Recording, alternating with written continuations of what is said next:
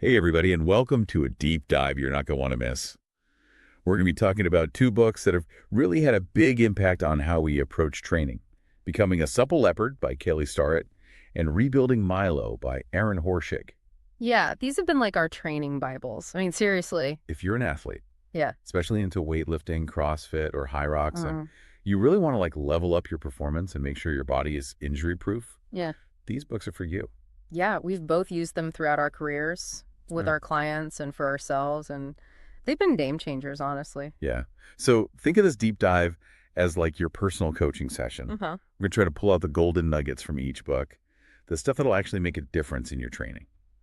They're both about reaching peak performance, but they come at it from kind of different angles.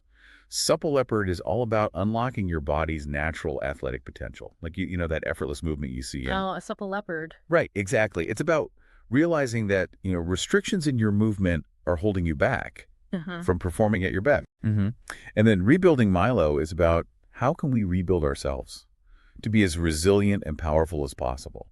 So let's jump into Supple Leopard. Okay. Starrett breaks down the body into 14 key areas. He gets super specific about how restrictions in each area can impact your performance. For example, did you know that if you have limited ankle mobility, that can actually mess up your squats and lead to knee pain? It's true. Yeah. He provides customized mobility prescriptions Yeah. based on your individual needs Huh. and what the different athletic positions require. So whether you're working on your squat or trying to get that perfect overhead press or powering through lunges, he's got you covered. Yeah, it's like having a personalized mobility plan, which is awesome. Sure. And what's cool is he doesn't just focus on complex movements. He even talks about how everyday things like sitting for long periods Yeah. can affect your mechanics and lead to pain. It's a good wake-up call to pay attention to how we move even outside the gym. And then Rebuilding Milo takes a slightly different approach. Horschig is all about understanding the root causes of dysfunction. He wants us to understand how our joints work and identify any limitations in our range of motion. So Yeah. this is where he is really interesting. He uses this analogy of a golf ball on a tee to describe the shoulder joint. Oh, yeah. So basically, if the ball, which is your humerus, isn't sitting properly on the tee, Mhm. which is your shoulder socket, you're going to have problems. Right. And that's so common, especially in athletes who do a lot of overhead movements. If your shoulder's always rolling forward, Sure. Rebuilding Milo helps you figure out why and how to fix it. Exactly. So how do these books actually translate into results for athletes of weightlifting, CrossFit, or Hyrox? What's the practical application here? Well, they give you the tools to analyze your own movement patterns and figure out where your weak links are, and then address them with targeted mobility work and corrective exercises. No more guessing games, just a clear roadmap for improvement. I love that. And both books are big on mastering the fundamentals, too. They emphasize that building a solid foundation, like a perfect squat, is key to progressing to those more complex movements. And they don't skimp on the importance of proper warm-up and recovery. Right. These books give you strategies to prepare your body for those intense workouts and then help it bounce back stronger. It's all about training smarter, not just harder. So it's like having a personal mechanic for your body, helping you fine-tune your movement and prevent those breakdowns. So what are some of the biggest takeaways that you've personally gotten from these books, things that have really stuck with you? One of the things that really resonated with me is this idea of open circuit faults that Starrett talks about in Supple Leopard. Open circuit faults. That sounds Yeah. intense. Break it down for us. It's actually pretty simple. Think of your body as an electrical circuit. When everything's working properly, the energy flows smoothly. But if there's a break in the circuit, an open circuit, the flow of energy gets disrupted. Okay, I'm starting to see the analogy. So how does this apply to our bodies? Well, in our bodies, those breaks can be things like tight muscles, restricted joints, or poor movement patterns. And these seemingly small issues can actually have a ripple effect throughout the whole system. So it's like a chain reaction. One problem leads to another. Exactly. Let's say you have limited ankle mobility, which is pretty common. That can cause your knees to cave in when you squat, which puts extra stress on your knees and can even lead to pain in your hips or lower back. It's all connected. That makes total sense. So how do these books help us identify and fix those open circuit faults? Both books give you the tools to become your own body detective. Supple Leopard is great for this. Starrett lays out a system for assessing your mobility in each of those 14 key areas. And then he gives you targeted exercises to address those specific restrictions. It's like having a personalized mobility prescription. Yeah. And Rebuilding Milo takes a deeper dive into the mechanics of each joint, helping you understand why those restrictions might be happening in the first place. Right. Horschig encourages you to pay attention to how your body feels during different movements. Where do you feel tightness? Where do you feel limitations? And once you start to understand those patterns, you can start to address the root causes. This is so important for athletes in disciplines like weightlifting, CrossFit, and Hyrox. We're constantly pushing our bodies to the limits. We need to be proactive about addressing these issues before they turn into major problems. Absolutely. And both books are packed with practical advice for doing just that. One thing that really stood out to me in Supple Leopard is Starrett's emphasis on maintaining a neutral spine. Yeah, that's huge. Especially for lifting heavy weights. I see so many people with rounded backs, and Yeah. it's a recipe for disaster. It is. He teaches this technique called the bracing sequence, which is a really effective way to engage your core muscles and stabilize your spine. It's not just about having a six-pack. It's about creating that internal stability that protects your back during all kinds of movements. And what I love about the bracing sequence is that it's something you can practice throughout the day, not just in the gym, whether you're lifting weights, standing, or sitting at your desk. That awareness of spinal alignment makes a big difference. It's a game changer for injury prevention. Now, another common issue I see, especially in athletes who do a lot of overhead work, is shoulder instability. Oh, yeah. Overhead movements are super demanding. They require a ton of mobility and strength in your shoulders, upper back, and thoracic spine. Any tips from the books on how to bulletproof our shoulders? Remember Horschig's golf ball and a tee analogy? Yeah. Yeah, it really highlights how crucial it is to keep that shoulder joint centered and stable during movement. Right. And if it's not centered, that's when we start to see those shoulder impingements and rotator cuff issues that can sideline us for weeks or even months. Exactly. Supple Leopard is packed with exercises for improving shoulder range of motion, like banded distractions and soft tissue work.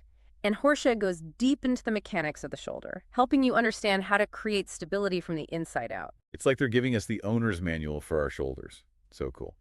What else really resonated with you from these books? One concept that I found super helpful is Horschig's load order sequencing. Load order sequencing. That's a new one. It's basically the idea that you need to initiate movement from the right places, primarily your hips and shoulders, to avoid putting undue stress on other areas. So it's about moving efficiently. Yeah. And minimizing those open circuit faults we were talking about earlier. Exactly. Think about it like a whip. The power comes from the handle, not the tip. If you try to generate power from the wrong place, you're going to end up with a sloppy, inefficient movement. That puts unnecessary stress on your joints. Okay, I'm seeing the analogy. Can you give us a concrete example? Sure. In a squat, you want to initiate the movement by hinging at your hips, not by bending your knees first. This ensures that the load is properly distributed and that your spine stays neutral. Makes sense. So it's not just about how much weight you can lift. It's about how you lift it. Absolutely. And both books give you the tools to assess your own movement patterns and figure out where you might be going wrong. It's all about developing that body awareness and learning to move with intention. This is gold. I'm already thinking about how I can apply these concepts to my own training.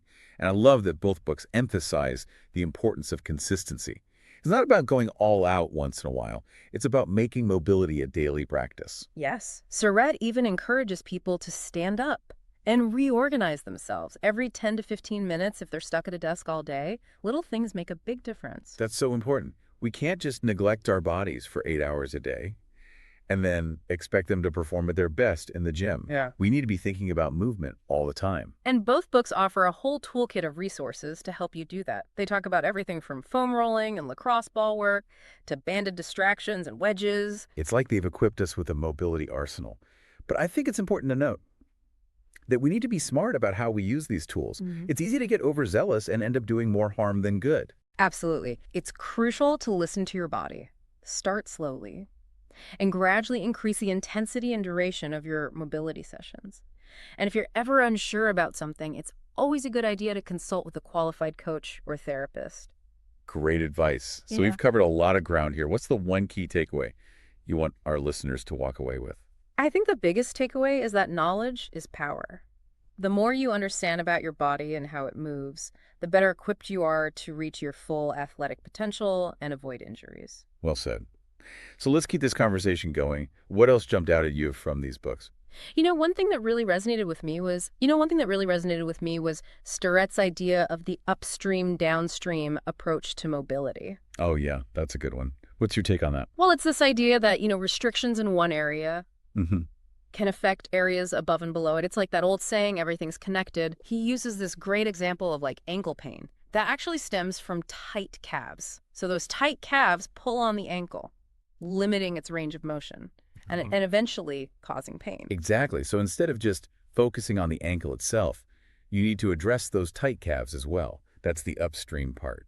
And then you might also need to look at the foot and how it's impacting the ankle. That's the downstream piece. It makes you realize that you can't just treat the symptom, you got to look at the whole system. Right. Our bodies are so adaptable. But that also means they can compensate in all sorts of sneaky ways. If you're not addressing those underlying compensations, you're just putting a Band-Aid on the problem. And that's where Horschig's concept of load order sequencing comes in. He emphasizes the importance of initiating movement from the right places, mainly the hips and shoulders, to avoid putting extra stress on other areas. Didn't he use that analogy of a whip for that one? Yes. He said the power comes from the handle, not the tip. If you try to generate power from the wrong place, you end up with this like sloppy movement that can lead to injury. Right. So like in a squat, for example, you'd want to initiate the movement by hinging at the hips, not by bending at the knees first. Yeah. That way the load is distributed correctly and your spine stays nice and neutral. Exactly. It's all about creating stability from the inside out, and both books are full of great exercises and drills for improving movement patterns and building that foundational strength. It's amazing how much these two books complement each other. They both emphasize the importance of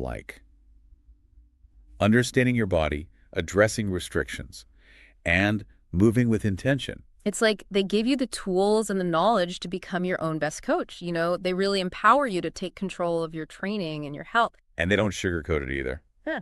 Both Starrett and Horschig are big on making mobility a daily practice.